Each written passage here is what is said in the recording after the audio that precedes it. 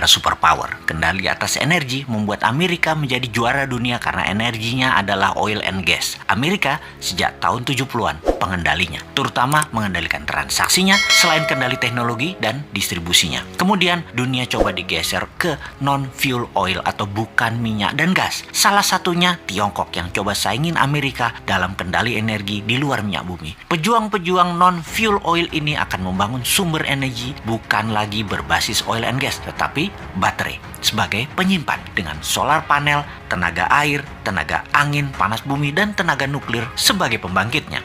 Sekali lagi, kita ingatkan kalau Indonesia mau jadi negara superpower, Indonesia harus punya sesuatu yang didominasi sebagai alat tekan. Sungguh, menjadi negara superpower wajib ada yang didominasi terutama kekuatan militer dan punya banyak alat penekan.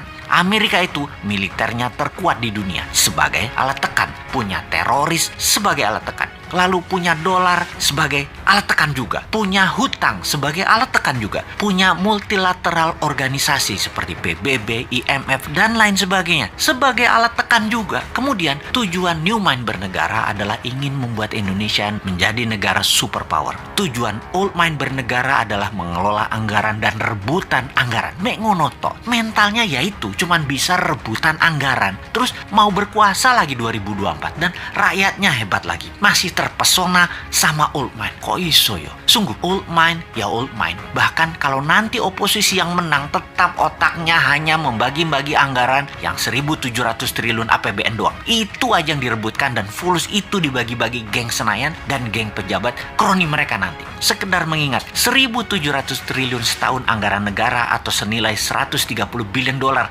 itu sama dengan 500 perusahaan yang ada di Forbes, alias ada 500 perusahaan di dunia ini yang omset per tahunnya atau nilainya lebih dari 130 billion dolar.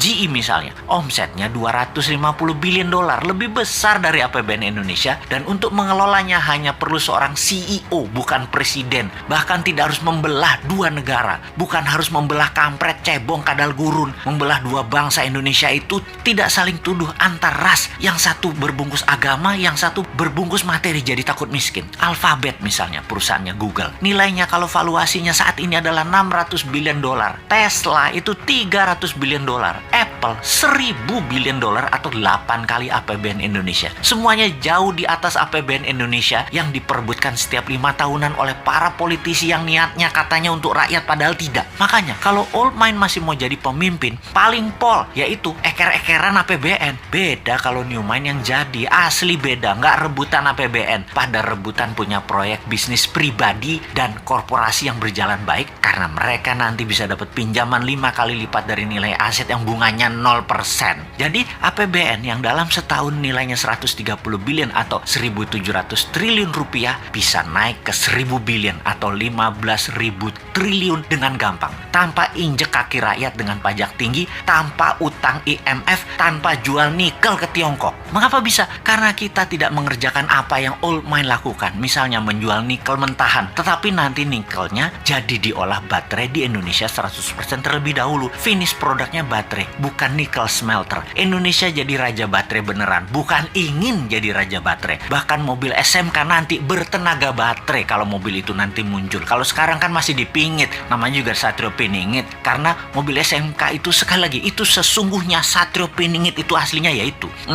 Tapi maaf nih ya, kita ada ketakutannya. Apa yang kita takutkan nih kaum New Mind? Yang New Mind takutkan dalam 3 tahun lagi cadangan nikelnya habis dihajar Tiongkok dan kita nggak ada sisa apa-apa. Jadi deh Tiongkok punya cadangan nikel processes untuk 20 tahun ke depan dan jadi raja baterai dunia. Biar deh mimpi kita punya dan mengendalikan baterai. Duh, gemes banget bernegara ini Old Mind, Old Mind. Kok bisa ya pada nggak nyadar bahwa sumber daya alamnya dikerjain pejabat di puncak, bahkan pucuk pimpinan pun nggak sadar dikerjain anak buahnya. Padahal kan tahu untuk jadi negara superpower kita harus ada yang kita dominasi, yaitu dominasi kita harusnya kuasai baterai sebagai komoditas, juga sebagai alat tekan. Lah kok Tiongkok yang punya bahan baku dan yang mengendalikannya? Tapi sudahlah, kita cuma bisa menjerit. Ampun Gusti.